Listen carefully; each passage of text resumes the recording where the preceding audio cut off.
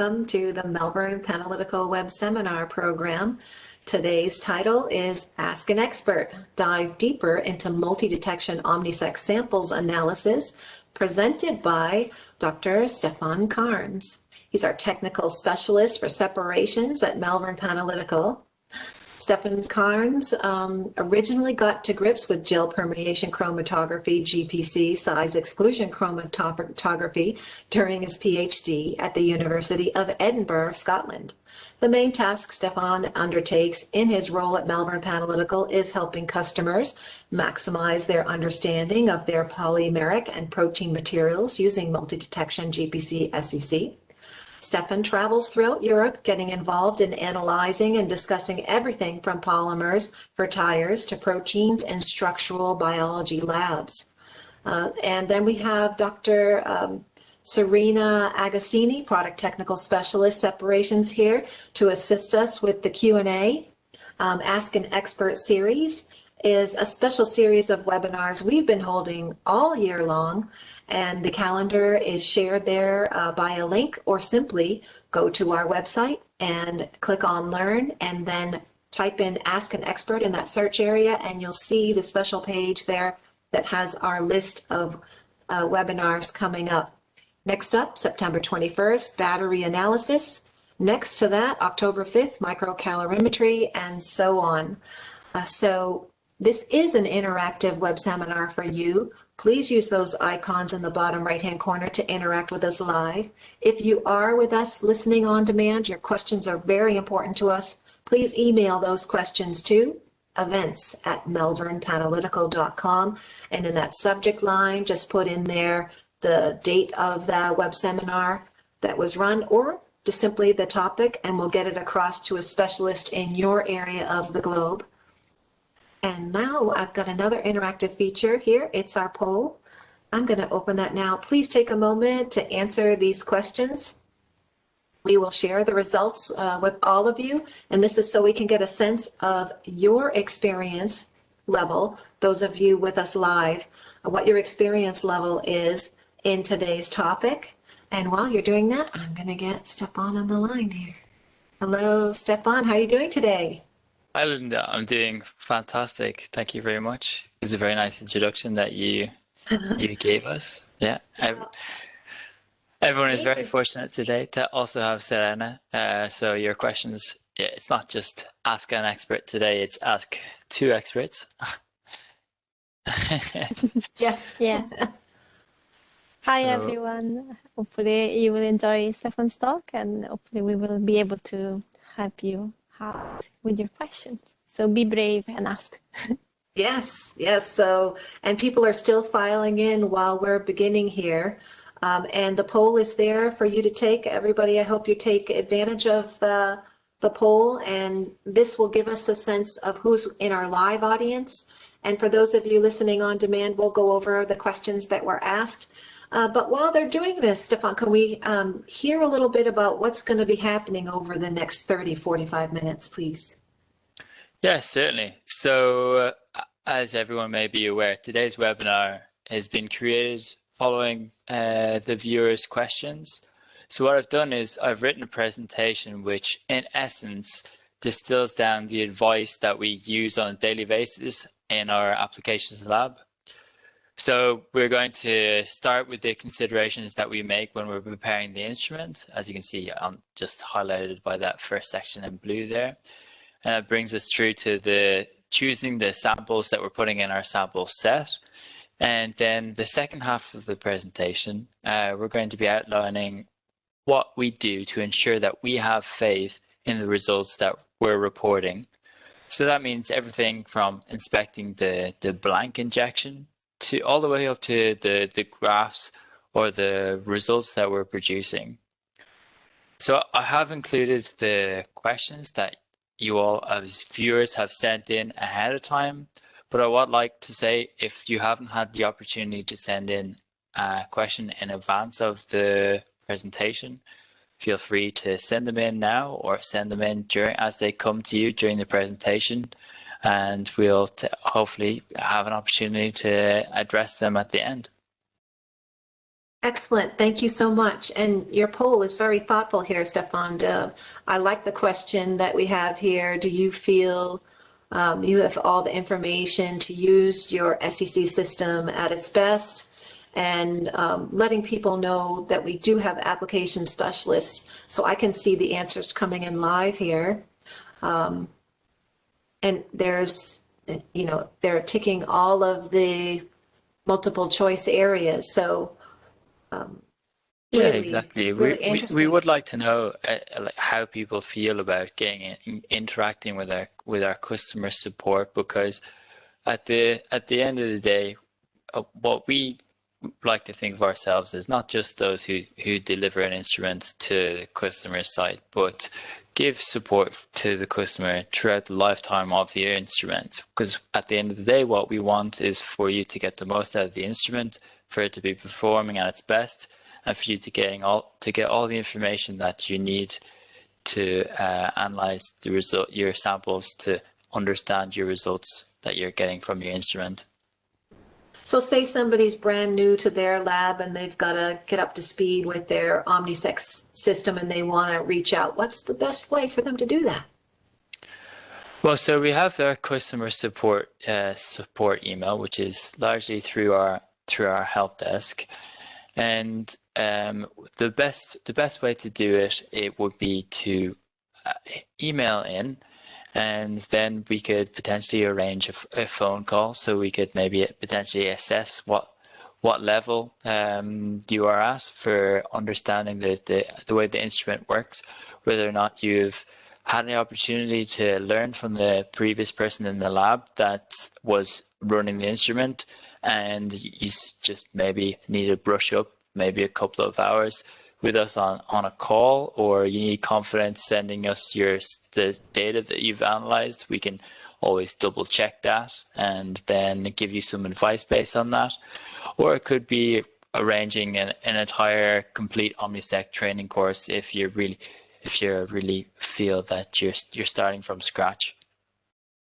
All right, great. Well, thank you for that insight. So the poll is now wrapping up. I'm going to share the results with everyone in just a few seconds. There we go. I can share those.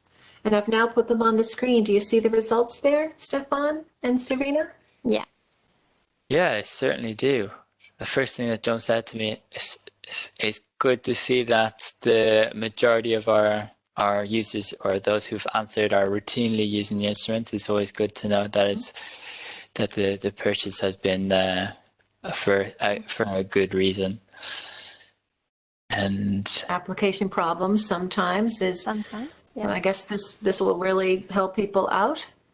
yeah, exactly. And then if there's some sort of problem that's not maybe addressed or discussed during this presentation, you can feel free to write it in, especially if it's maybe one specific common problem that you may be having, or that could really ease the way in which you do work, or really increase the efficiency with which you do your work. Okay, well, excellent. So we're going to move along with the presentation. I'll get the controls over to you, Stefan. You have those now, and for those of you just filing in, please make use of your interactive icons on the bottom of the screen. Q&A, 3 dots says other options or more options, and that chat facility is available to you. Those listening on demand, send your questions in via email or click contact us on our website. Perfect. So you should all see my screen now. Yes. Where we discussed, based on their introduction, the 2 different sections. What I'm going to do, just for, hopefully I don't run into any bandwidth issues, but if you don't mind, what I'm going to do is I'm just going to stop my video for the moment, and then I can get on with the presentation.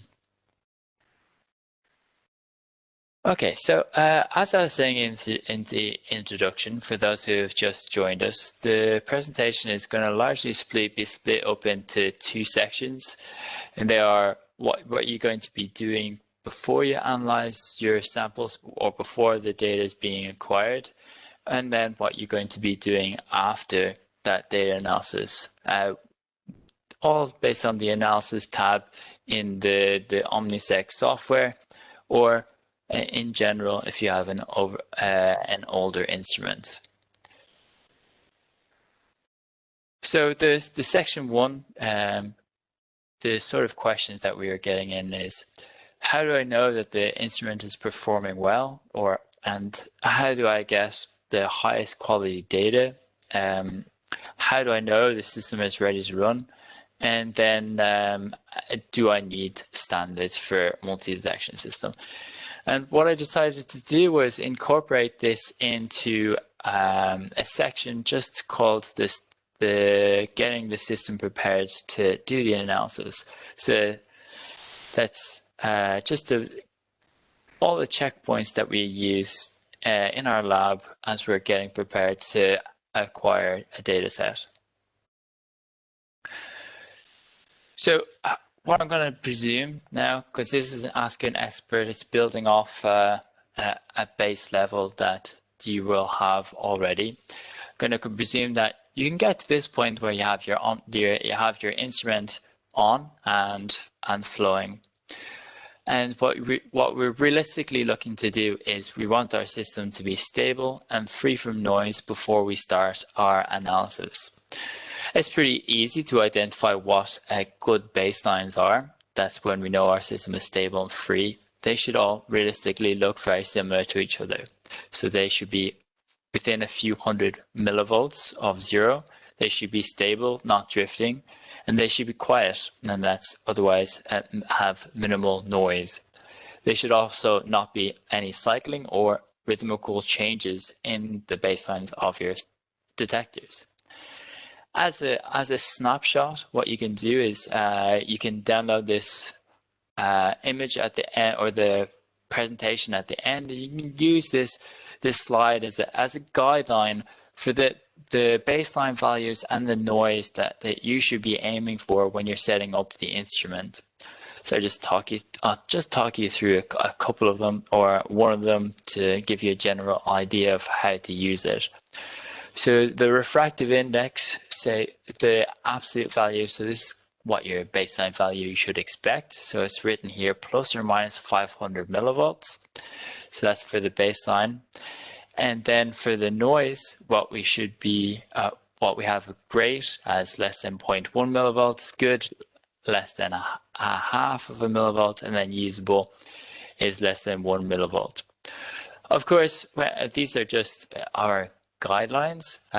Usable, of course, will completely depend on how much sample that you're injecting, and how well separated your sample is, how intense the peak of your sample is. And for each of them underneath the noise values is written, if they're poor, what should you do? Well, for the refractive index, well, you're going to wait, purge, and then zero the refractive index if we have the opportunity to move away from that, the baseline value that's outside of the plus or minus 500 millivolts. And you can see that it has the same for each of our detectors then. What I'm going to do is going to walk through some of the considerations for each of those detectors then. And what I'll do is I will start with the refractive index detector. The refractive index detector can be sensitive to drift. And what can cause the drift in the refractive index detector is the mobile phase type or its chemistry, the temperature, the flow rate, and the degassing levels. Okay, so when we're talking about drifting, you can zoom in or out of the baseline as much as you want. So you can zoom in, zoom out quite a lot, and it may look like it's not drifting. So drifting means that the baseline value is not changing greater than 10 millivolts over a period of an hour. So we address everything that may be, or a lot of things that may be causing drift in the refractive index in our general workflow as we're working in the lab. So if we think about temperatures, So the first things first is that we would, especially if the OMNISEC, the detectors and the column oven are cool before you begin, we'll set those temperatures to be ready the night before we're going to aim to start our analysis. And of course, leaving plenty of change for time, plenty of time for changes of the temperatures inside the detector or the column oven. And this can take several hours, especially if you're starting from cold. For the mobile phase, to stop kind of drifting, some common problems, especially for perhaps some of those who previously just worked with UV detectors, may be tempted to top up the mobile phase with a newly prepared bottle in the middle of a sequence. This can really change the way the baseline of the refractive index reacts. So make sure that you have the total volume required for your sequence, your sample set, before you begin. And if you're going to run out, you should stop the sequence, replace with a new bottle, and then purge and begin again. And then obviously when we're going to be doing solvent exchanges, it's always good to do these overnight because, well, we're going to minimize the downtime. And sometimes it's also difficult to know when we're changing between solvents how the detector will react, and whether or not it may take a long time to stabilize. You'll find often that when you're changing between salty buffers, for example, it may be stable within just a few minutes. But if you have more tropical mobile phases, sometimes this may take longer. So just be aware of this.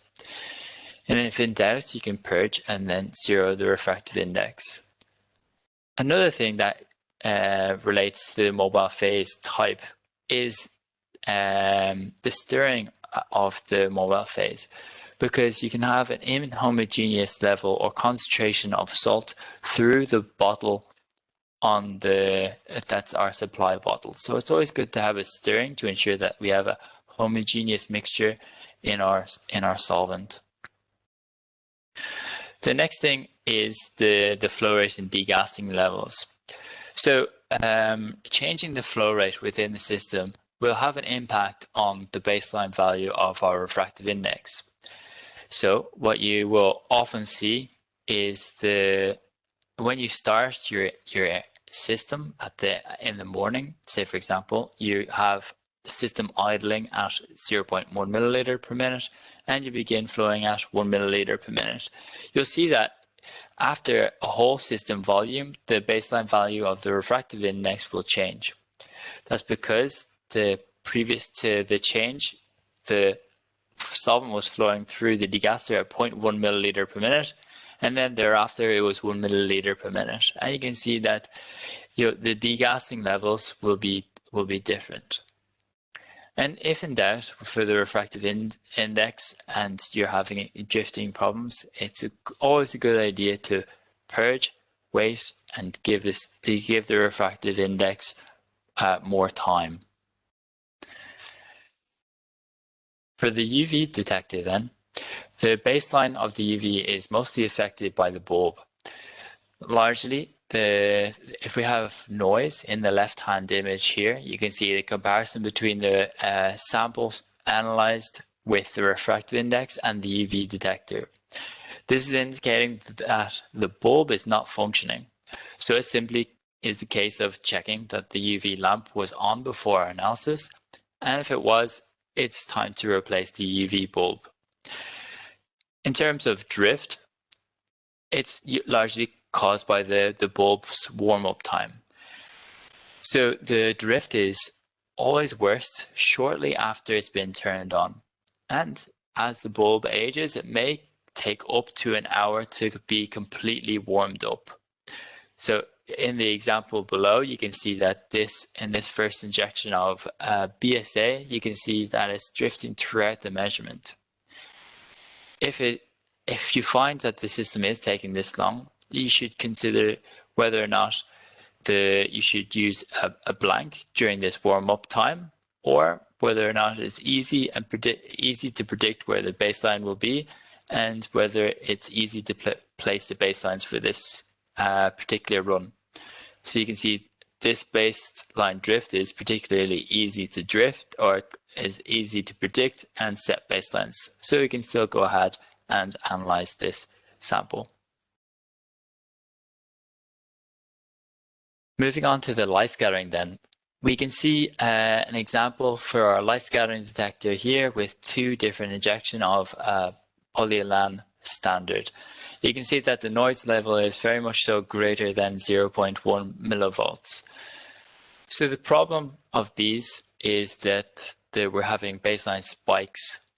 So to a large extent, it's caused by bacterial contamination in aqueous systems, or it could be caused by the system being contaminated by a dirty sample, or the post-column filter being saturated, or the solvent, or the column shedding.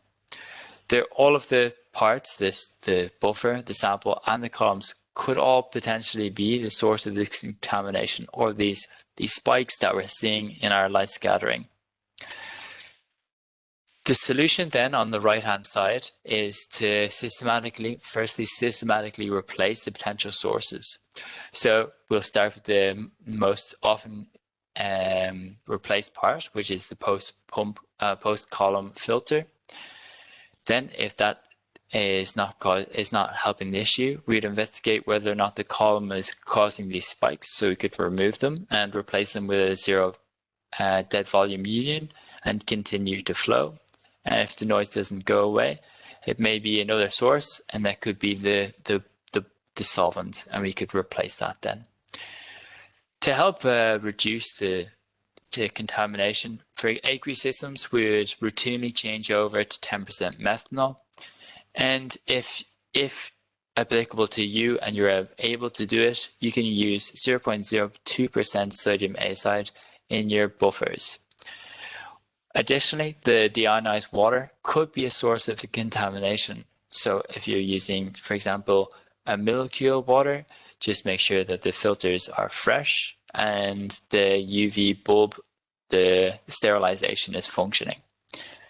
For your organic system, if it's contaminated, if it's persistent, then you may need to clean the system, and they can be cleaned by switching to another solvent, say, and that could be THF or acetone as an example. To see then, if you wanted to illustrate numerically the baseline value noise, you can do so in the column configuration of the data selector window in your OMNISEC software. So you can see here the louse and the rouse noise. For the membrane material, just as a reminder, for those who are not aware, the membrane material is dependent on the mobile phase and sample type you're using. So for organic systems, we're using PTFE. For aqueous, and that's aqueous soluble polymers, we're using nylon. For protein, then we're using cellulose acetate. So here's a couple of images of the light scattering into lesser cases of being noisy. On the left-hand side, firstly, we can see that the RALs, the right angle light scattering, and the LALs, the low angle light scattering, have a different degree of noise to each other. That's because the LALs is more sensitive to particulates as they scatter more light in the forward direction. And we should really remove the contamination here to get better data. But of course, the RALs here, it does provide us with usable data. On the right-hand side, we can see that the light scattering noise is increasing as our sample begins to elute. So if I just use the laser pointer to indicate, sorry, clicked on the wrong button, of course.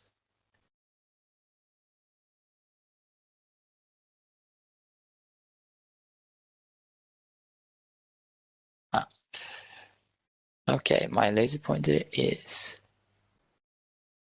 not visible. Sorry about that. I'll just use my mouse for the moment. So you can see here we have stable baselines in our RALs and stable baselines in our LALs here. And as our sample begins to elute, you can see it especially in the RALs here. We can see that this baseline, the noise as the sample is eluting is far higher than as it was before. You can see that that is likely because of the sample being unstable in the solution, or it's not compatible with the system setup or the column, or potentially the columns of the mobile phase that we have here. A good sign, and another good sign for that is that it does not reach the baseline value after the sample is eluting. So for this particular case, we should consider doing method development to make sure that the sample is more stable in solution, so we get better, less noise, and we don't contaminate our light scattering cell. Here's a far worse chromatogram here. So you can see that this is a sample that has contaminated our light scatterings.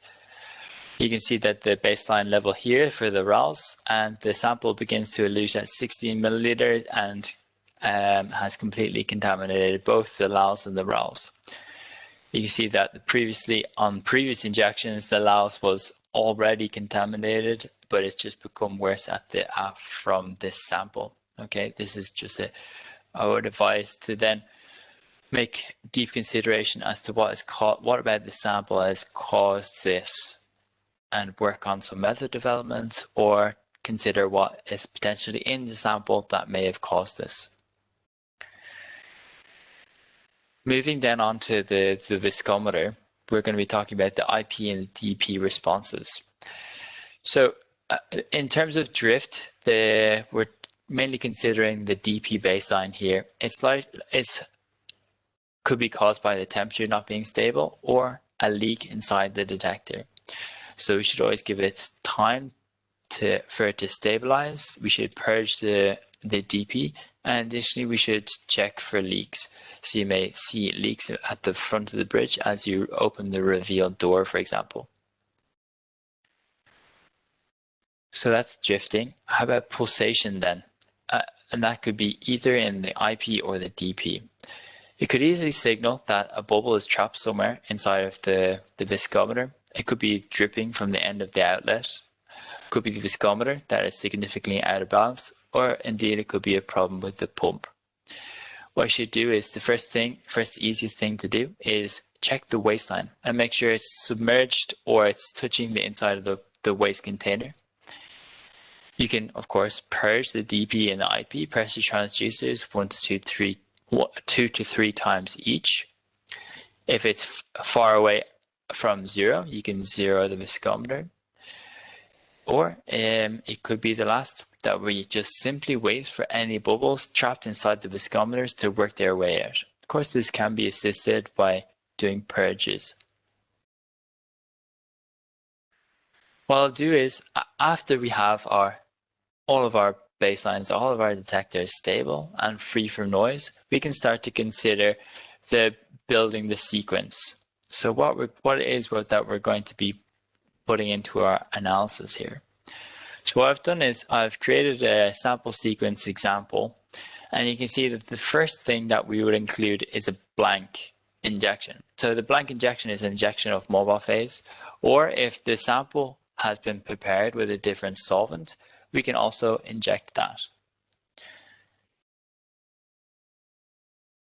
So this is what an example of a couple of blank injections. You can see to a large extent, they're not very interesting. As we can see that it's just largely baseline values. But what we can identify is the permeation peaks. And the permeation peaks are to a large extent will be in the refractive index detector. So the permeation peaks, what do? They indicate the limit of the permeation. So it's at the point where everything injected has eluted from the column. So just an indication of where that is inside of the separation of various different samples. I just show you here the separation of that as an example column would give. So we have the void volume. So this is just all of the additional space not taken up by our packing material.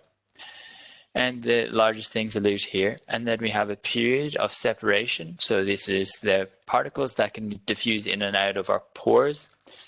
And then you get to a point at which everything smaller than this particular circle all can diffuse to the back of the pores of our packing material.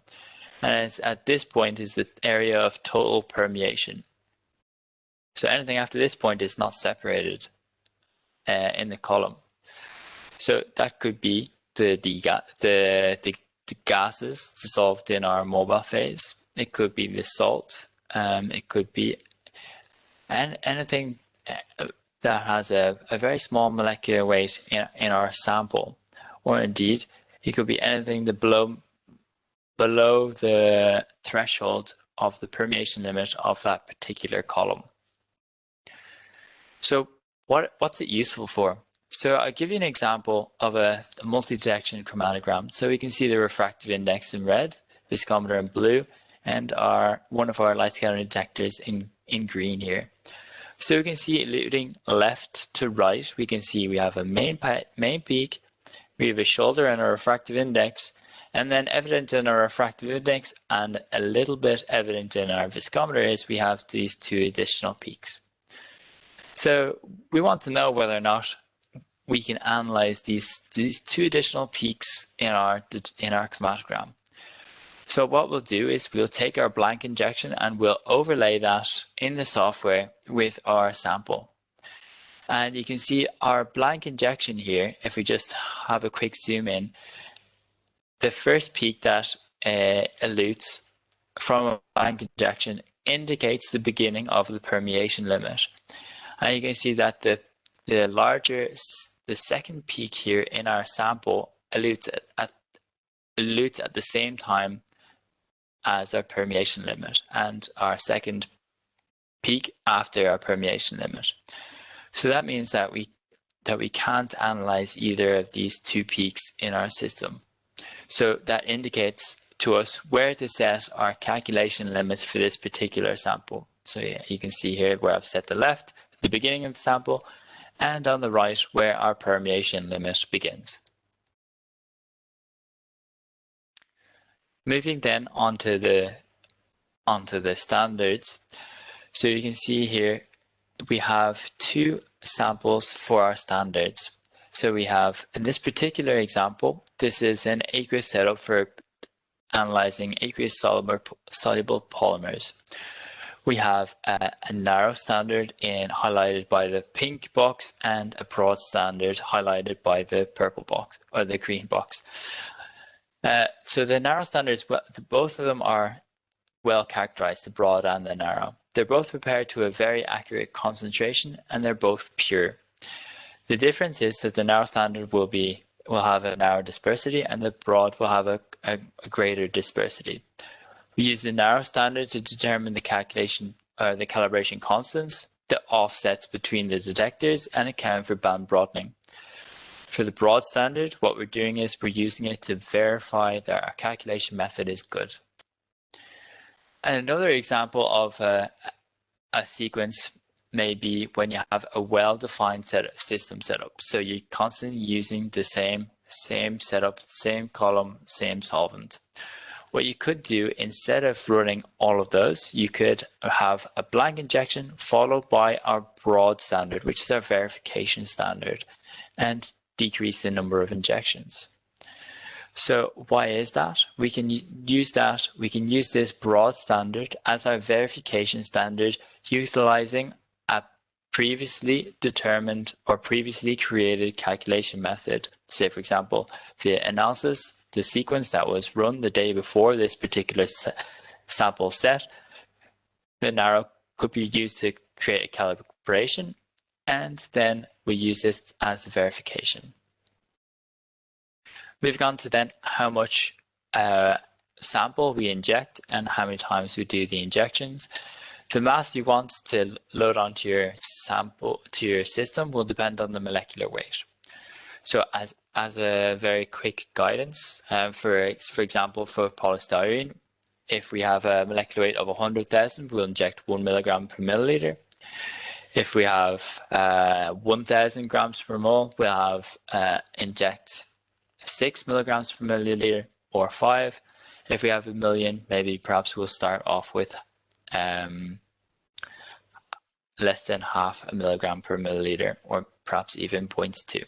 Of course, it will depend on the chemistry. And if you don't know this chemistry, what you should do is you should do a test injection. You should additionally check for overloading. And as if you inject too much, you could get inaccurate results. And this will be evident by poor replicates of your sample. And you can do this by using this equation, multiplying the concentration by the injection volume, by the intrinsic viscosity, and it should be less than 0.2.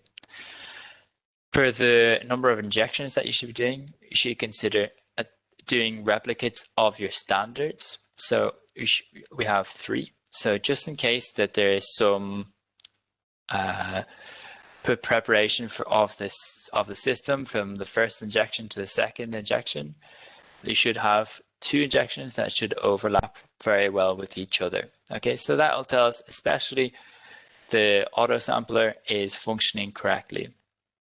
For samples, then, if we should have injections, it tells us whether the sample and the system setup are compatible.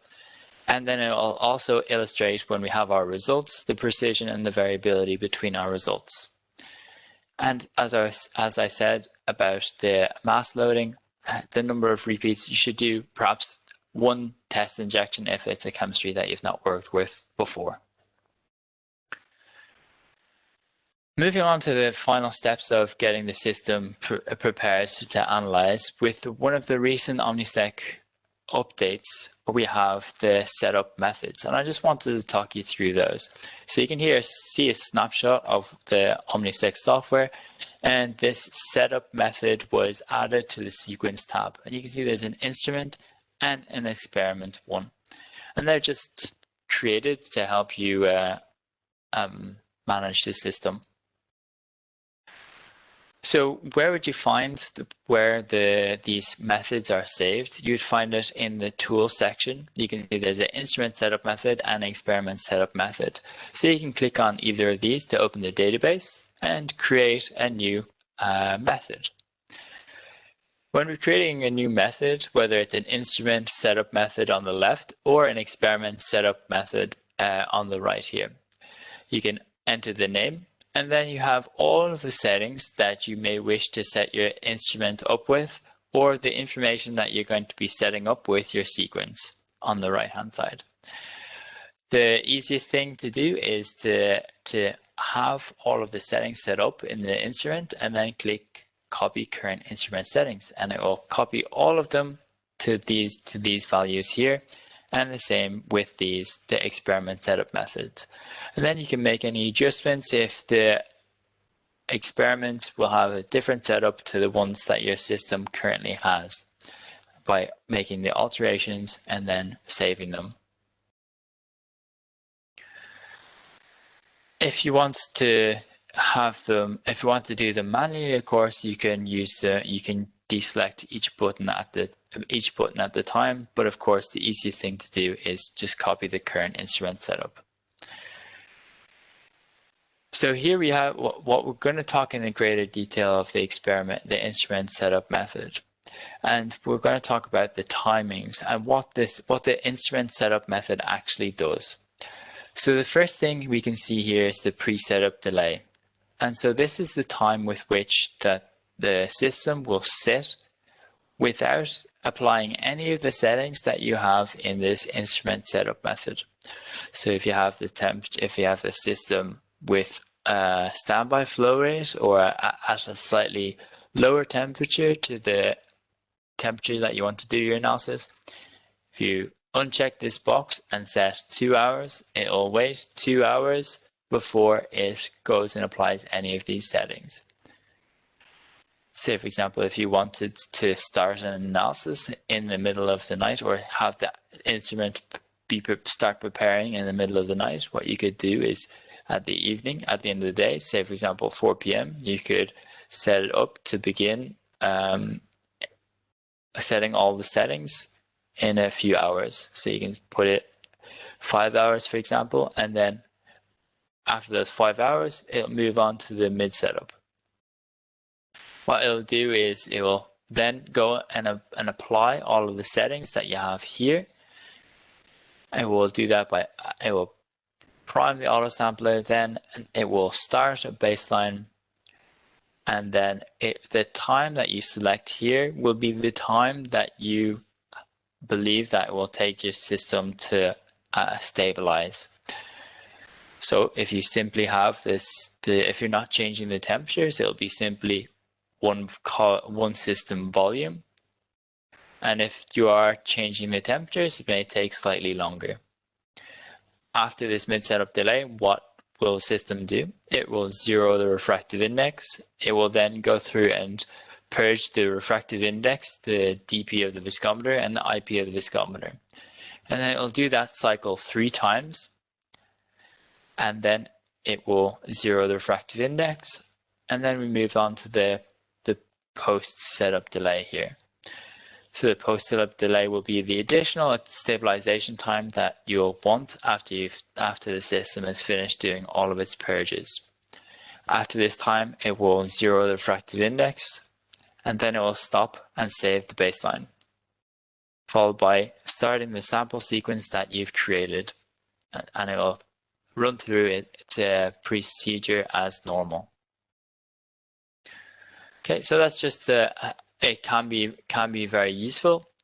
I should just return back to this image here, where you use it then to select. You can browse the database to select it.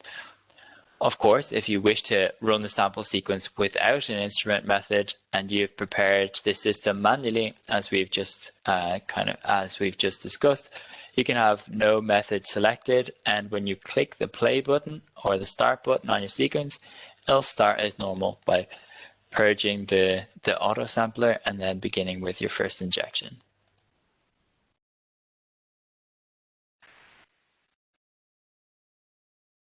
Moving on, and then just onto this this nice image that my colleague Selena has collected. You can see an example of what an instrument setup method it looks like. We have the first stage where the system has set up all of the settings. It has a mid-setup delay followed by 0 refractive index. Then it begins our cycles of purges, our I, dB, IP, and then 3 cycles of that. 0 is the refractive index. We have the post-setup delay, then another baseline, a 0 RI, and the baseline is saved, and our sequence is started. The next section is the question. We'll largely address some of the questions here. So, how do you tell if the calibration is done correctly? Why run a narrow and broad? How do I evaluate my results? What is the derived data graph useful for? And how do I make a Markov plot? And what I've done is I've tied this all into one section, and I've called this our approach to data analysis. By our approach, I mean the approach that we take in the applications lab in Malvern Analytical. So after that data is acquired, we move on to following this kind of sequence where we look at the blank, and we saw why we look at the blank earlier. We have a look at the standards, the quality of the standard signal, the chromatography, its repeatability. Then we look at the samples chromatography, its signal quality, its repeatability. We create a calculation method. We verify the calculation method, and then we move on to analyzing the samples. So that's everything from applying the baselines to checking the derived data, and then illustrating our results in the distribution plot. We looked at the blank earlier, so what I'll do is I'll move straight on to having a look at a standard. So what I've done is taken a screenshot of the OMNISEC software. So you can see on the left-hand side, we have 3 narrow standards, 3 of our injections of our narrow standards selected here. And we move to the overlay window. So you can see it says overlay data, and it's presenting 3 injections overlaying with one another. what detector is selected. It's selected here. You can see it's refractive index, which is also written here. So you can see that we're pretty happy with our refractive index and how it's repeating. We have no drift, and we have good signal to noise ratio. We can say the same thing about the RALs, the LALs, and the DP. The other thing I should comment on is we have good separation of the RI from the permeation peaks, and we have good separation of the DP from the breakthrough peak, this negative peak here. So we're satisfied with our standard. We should hopefully create a good calculation method with this based on its chromatography, the signals, and its repeatability. We have faith that our system is functioning correctly. Our sample is being sampled routinely with the same amount. So here's an example of a narrow standard that is not functioning, it's not repeating as well. So you can see the repeatability is poor. So you can see that in the refractive index, we can have some poor repeats here. So if this may be a sample, this could be acceptable for repeats in a non-ideal situation. But for our standards, they should be perfect. Additionally, for our standards, we shouldn't see any other peaks in our standard. Okay. So in this case, what we should do is we should check the suitability of the standard for the system setup. We should check that the mobile phase that we've used for dissolving our standard is indeed correct. We've left enough time. We've taken the appropriate action to encourage dissolution. So that's rolling, shaking, or stirring. Or indeed, it could be that the auto sampler could have a bubble in the syringe, so that could be due to age, could be the wash line being outside of the mobile phase and it's gotten a bubble inside of the syringe. Could be that there's a leak in the syringe, in the needle, or in any of the fluidic connections. Another thing to check is check the level of the volume in the solution in the vial. As you approach maybe the end of the sample or the minimum volume mark, you could start to inject less sample. Okay, so with those two considerations, we'll move on to having a look at the standard chromatography. I'll begin by showing you what is a nice ideal situation where we have good chromatography and good signal quality. So we have regular shapes. All of our signals return to baseline. We have good separation from our sample to our permeation peaks and our breakthrough peak in our viscometer. We have good signal to noise, and we have no fluctuations and no drift in our baseline. Moving on to then an example of some poor chromatography, for example. The first thing that we can see is if we have a look at our refractive index, we don't really need to look at our blank to notice that our sample is eluting with our permeation peak. And it's like we don't know how much sample we have eluting after this point. It could be a very large portion of our sample eluting. So if we try to analyze before, we would only have a very small representation of our sample. If we look at the light scattering here, you can see that they continue to elute after the permeation peaks, and indeed there is tailing. And if we can look at the dotted lines at the place of the original baseline before the sample started to elute, it doesn't reach baseline. So it gives us an indication that the sample is not compatible with this particular setup. So that may be the interactions with the column, and we need to work on the mobile phase, or indeed select another column. Additionally, there is the signal for our DP is quite low, so perhaps we should consider improving or increasing the mass loading. Moving on to another sample, so we can look at the refractive index, the UV, the DP, and the RALs. So we can see that we have good separation from our permeation limit, and we have good signal to noise ratio in all of our samples. Maybe a little less so for our viscometer here.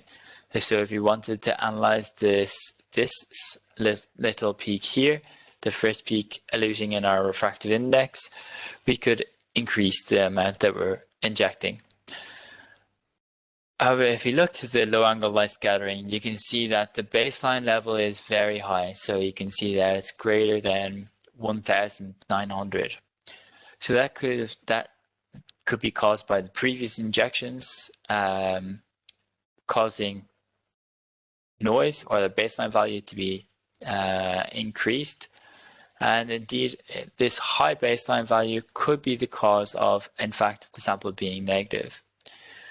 Or indeed, the sample is extremely low molecular weight and it caused this negative flows.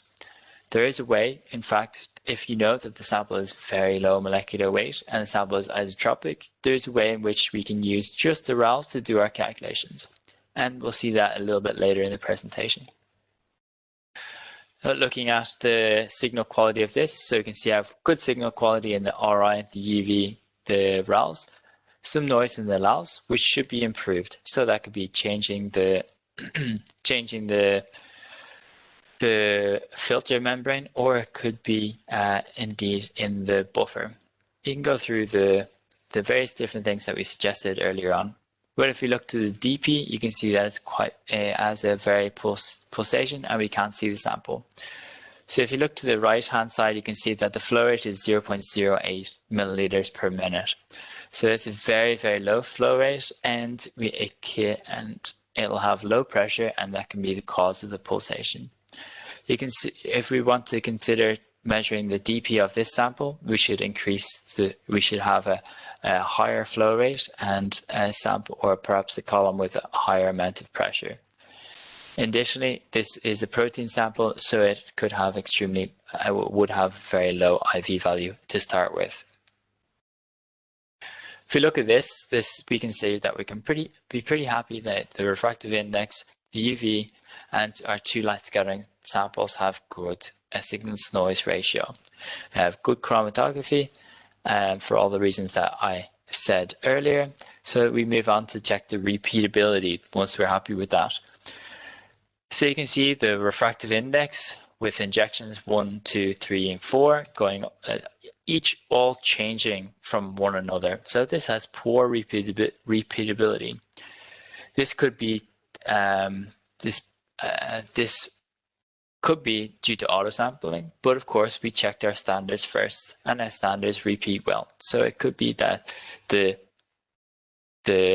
system setup for this particular sample should be adjusted, as analyzing each of these 4 injections produces a different result. Then we move on to creating our calculation method. So I'm going to assume that each of our viewers knows how to get to this point where we've done a calibration.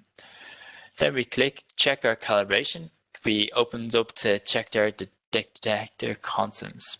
So we should check that they fall in the expected range, and we should also compare with the last calibration. So if we have the same setup, we should see that the values don't change by greater than 10%. And if they do, you should check that. Check for the reason that may occur. Was the standards prepared correctly? Were they prepared fresh? Was there anything being lost in our preparation or in our sampling? Should also check then the band broadening. So the band broadening is the way the peak symmetry changes from one detector to another. The first detector in your system should be set as a 0, as it should be the most symmetrical. Otherwise, it can indicate poor chromatography, or it can indicate the beginning of the end of the life of your column. So it's always good to check that, and it could indicate you could get a slightly poor calibration, but it could easily still function correctly. If the zeros are on another detector, you should consider acquiring new columns to replace those columns that are giving you the band broadening on another detector. The next step in the verification is analyzing the broad, where we check the MW, weight average, molecular weight, number average, and the recovery. They should always be within 5%. So I've just drawn little tick boxes. If not, you should find the source. So that could be the baseline's limits on the broad. It could be that the concentration of the broad is incorrect, or it could be the signals have poor quality to them. And if you checked all of those, you should then go and check the narrow again. And if you've checked the baselines of the narrow, click calibrate, analyze your broad again, and it's still out, you should consider, if necessary, to re-prepare and rerun the standards. Moving on to the analysis, just giving some example of the baselines and limits set here.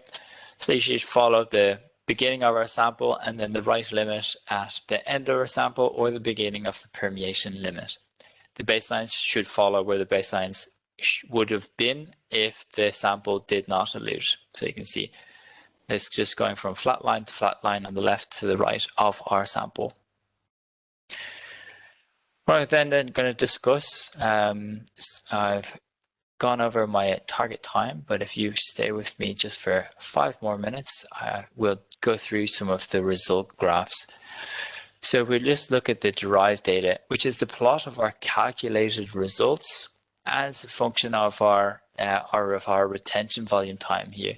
So you can see the calculated results, we should expect them to decrease from left to right, and there should be no inflections.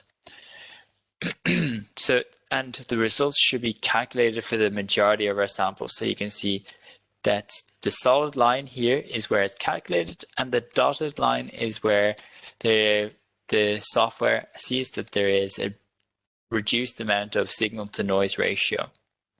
Okay, and it started to do an extrapolation. So you should make sure that it's not extrapolated for a large portion of your sample, and the extrapolation follows a likely trend based on your judgment of the calculated data. If we look at the distribution, if you continue to look at the derived data, apologies for the typo there, you can see for this particular sample, we follow the molecular weight. You can see that it decreases from the left to the right until it reaches this point, and then it starts to increase. Now, if the sample is not inhomogeneous, there's not a mixture of different chemistries inside, we really shouldn't expect this. So what could be the potential cause to this?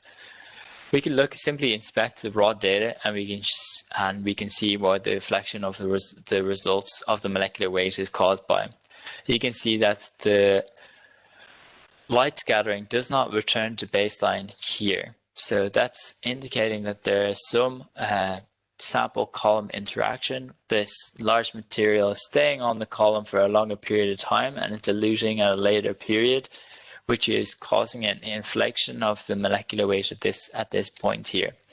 And it's typical that the light scattering is more sensitive to these column interactions, and we can display that, and we can see how it affects the results on the derived data. We could consider doing some method development, and that could be a different salt in the mobile phase, an organic modifier, or indeed changing the post-column membrane filter. If you look at the complete picture, where we've had a look at this raw data of this BSA run here, where we've injected 10 micrograms of the sample here, you can see we've analyzed first the oligomers and the monomers. And we look to the results here. So you can see that we have an expected results for a protein where the number average and the weight average are very similar. But then for the number average and weight average for this section of the sample, you can see that it's extremely different from each other. We have a number average that's below the first peak here. So we can see what happens if we simply look to the derived data here. So you can see we can't even see where it's done the calculated results here, and it's extrapolated in a different direction to the one that we expected. And that is easily due to, if we look to the detectors that give us our molecular weight, we can see that the low angle light scattering here has some spikes in it. So that could be giving us jumps in signal to noise ratio that the software is having difficulty with. So what could be the solution for this? Well, it could be that we inject more, we clean our lights, clean our low angle light scattering. We do some method development if it's the sample that's caused the noise in the first place. But for this particular example, we can use the RALs only for this calculation because we know the sample is completely isotropic. So if you have samples or if you have a case where you need to recover the data, and what you can do is you can edit your calculation method and you uncheck your LALs. And when you uncheck the LALs on this particular case, you can see how different the derived data is. So you can see that it is now calculating as expected. And then you can see the results here are a lot more as expected for this particular one, for this particular sample. So the derived data is very helpful for indicating how the sample is how the software is dealing with the calculation of your sample. And can easily explain sometimes when you have unexpected results in this result table. Moving on to then the distribution plot, it's the log molecular weight on the x-axis and the results on the y-axis. So you can see how the molecular weight distribution is, so you can see the weight fraction, and then you can compare results of the samples as a function of their molecular weight.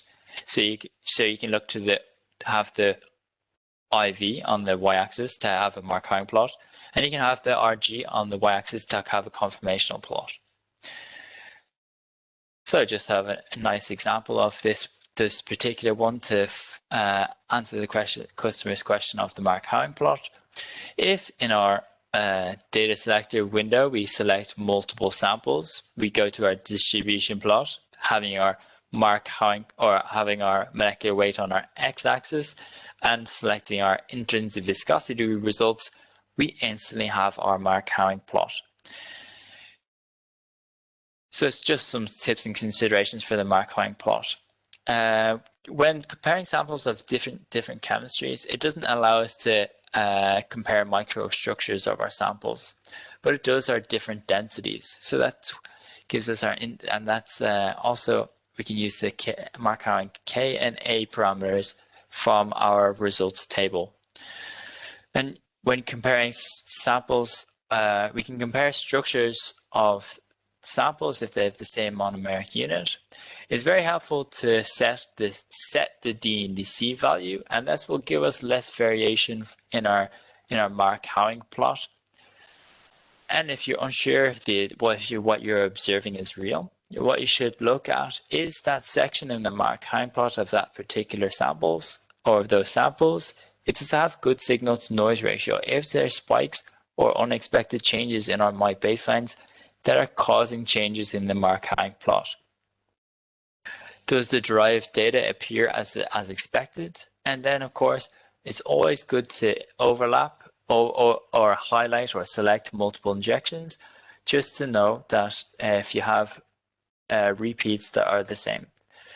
So if I look at this particular injection, these two injections of the same sample are very similar to this particular sample. So if I had one injection and they were very similar, they look like they have the exact same or very, very similar structures.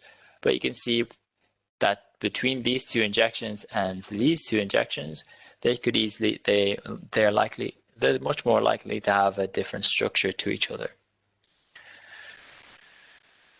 With that, I'd like to thank you for sticking with us for the entire length of the presentation. And I'd like to, if you can stick on, I'd like to welcome your questions. I'll hand back over to Linda now. Great. Thank you so much, Stefan. Excuse me, for that presentation.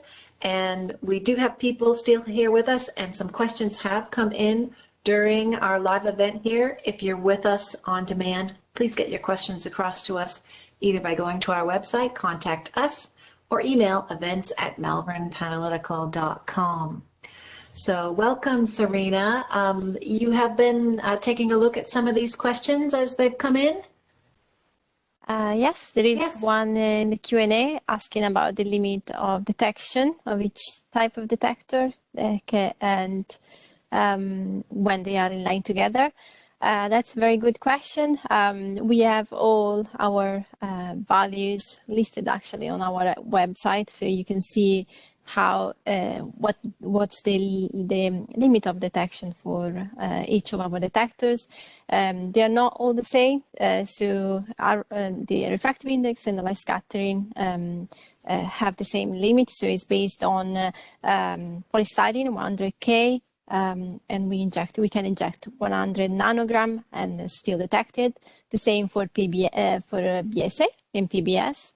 The viscometer is a little bit less sensitive, but you can detect up to 1 microgram with the injection. It is important to understand that anyway, this limit can change in accordance to your type of sample. So there are some samples that are very good in the viscometer, even if it's less sensitive for polystyrene, for example, but they don't show very beautiful light scattering. So the general limits are there, but then you have to think about what your sample is and do your test with your sample. All right, thank you. There is a question within the chat facility here, so I'll go ahead and read it. I am trying to analyze starch products and have problems with the LS signals. They do not stabilize to baseline, and it was suggested that there is fluorescence occurring. How might I handle such an issue? Yeah, starch are very challenging sample, aren't they? I agree completely. The example that we gave with the light scattering not to return to baseline was indeed exactly that sample type where we had the inflection of molecular weight that gives us an increased molecular weight, which shouldn't really happen for these types of samples where they just stay longer on the column. It could be if you have the samples, the light scattering detectors not returning to baseline. So I'm not sure what you think, Serena, but to me that's more as a sign of sample column interaction rather than fluorescence. Yes, I agree. It's generally more often sample column interaction. And if I can add regarding the starch, sometimes in my experience, I've started to think that also the solubility is an issue. So maybe if you have the possibility to do some research on how the starches are dissolved and prepared, I think sample preparation has a huge impact on the chromatography. Above all, it's usually always, but above all for starches, it seems to have quite an impact. So yes, the type of column you're using, obviously, of course, check the packing material, but just in case you can think about some interaction that can happen, but also sample preparation. Excellent, thank you. Another question just came in. It is, if we don't need one of the detectors at time, can the system just bypass it and measure just from other detectors? Well, yeah, it's a good question. It depends, I guess, on the system you have in your labs. But I'll just specifically talk about the OMNISEC, where you don't have physical access to the detectors. So the sample will always flow through the refractive index, UV, and the light scattering and the viscometer detectors.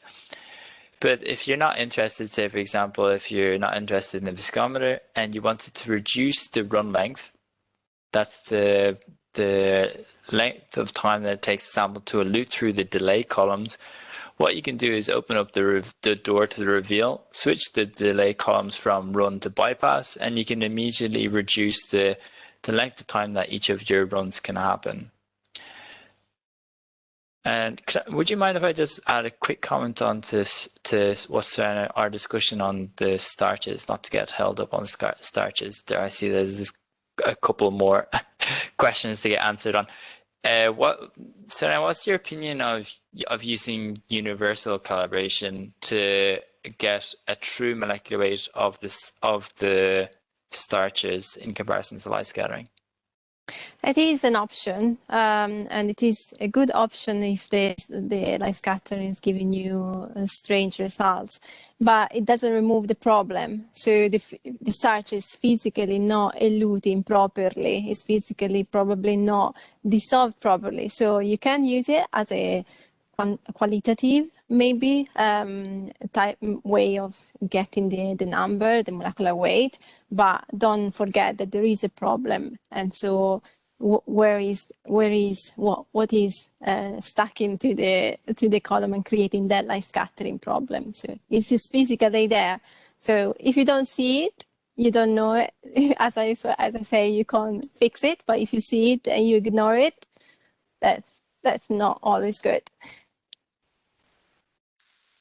All right, good. Next question here is, light scattering have condition of measuring polymers with size greater than lambda 2 nanometer. So how a polymer smaller than that can be measured without calibration? So I'm just reading that as it's written. It's in the Q&A 3.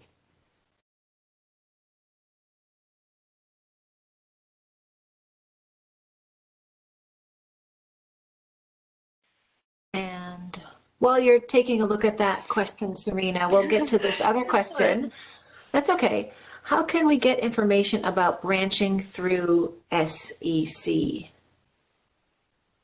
Would you mind if I tack that onto another question that I've had sent directly from one of our attendees who was asking how to interpret the Markowing plot, what the curves mean, what the greater slope is.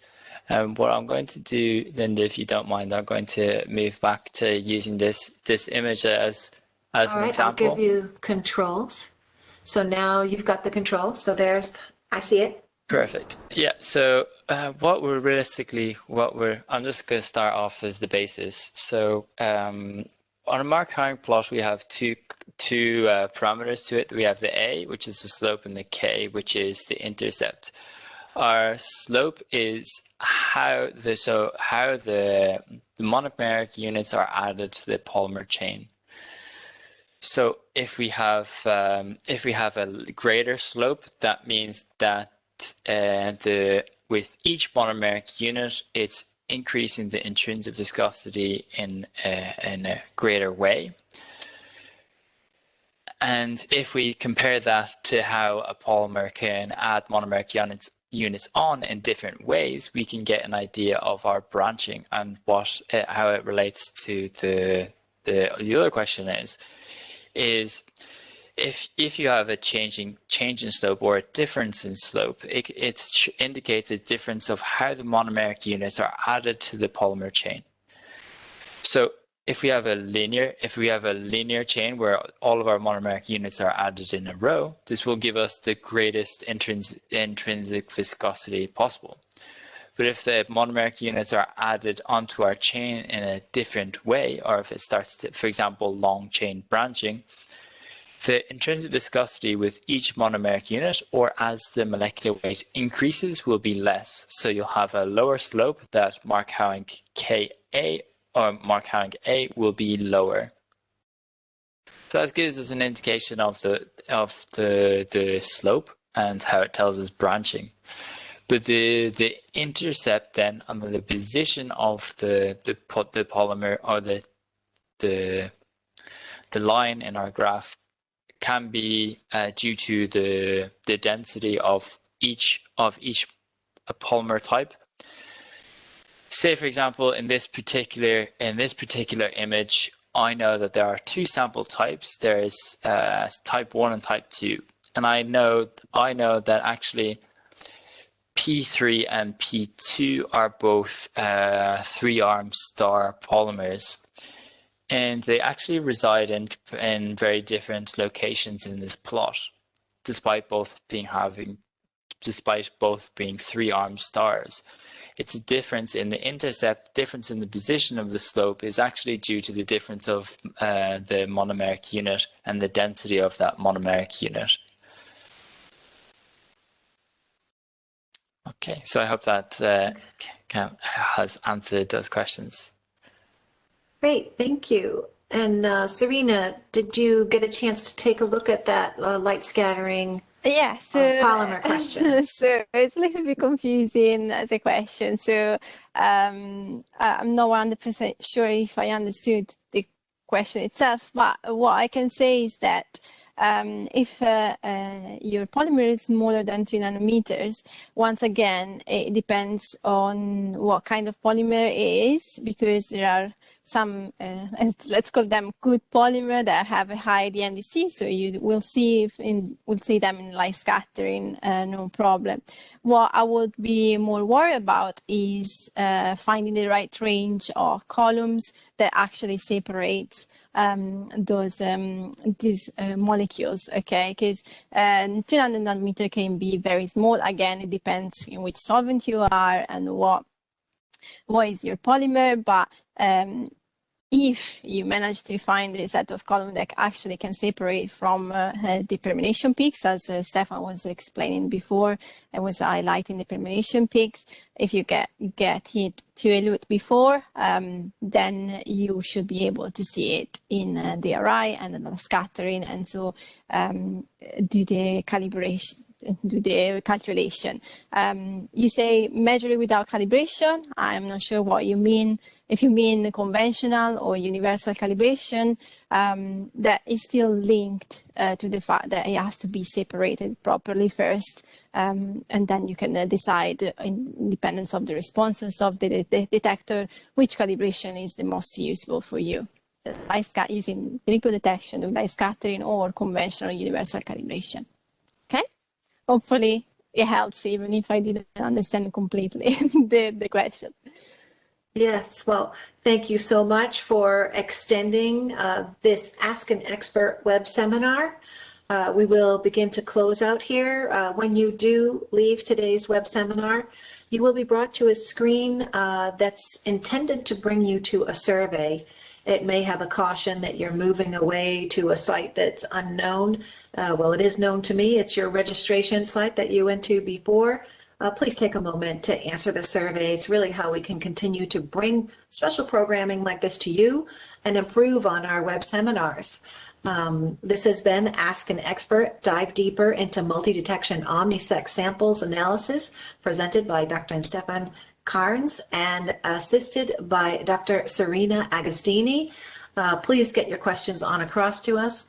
You can see on the screen, you've got an email address there, but it's simple just to go to our website too and click on the product you're working on and then contact us. We can get in touch with you and help us. And as you heard in the beginning of this web seminar, you've got a support email through your own manager that you can use if you've got further questions. We hope you can join us for Ask an Expert coming up next, September 21st. It is in operando battery analysis, and you can see the whole calendar by just searching Ask an Expert. Thank you so much for your time, Stefan and Serena. I'm now going to hand over back to you, Stefan, to close our web seminar today. Perfect. Thank you very much. So I hope today that you've had the opportunity to learn from the routines that we take in our application labs. But of course, it's not possible to answer all of your questions or address every single types of sample or scenario that may occur to you in your lab. What I would like to say is that we're always open to answer your questions as our help desk. There's no need to have a service pack to avail of these services. It's part of who we are as Marvin Analytical. We are big on small.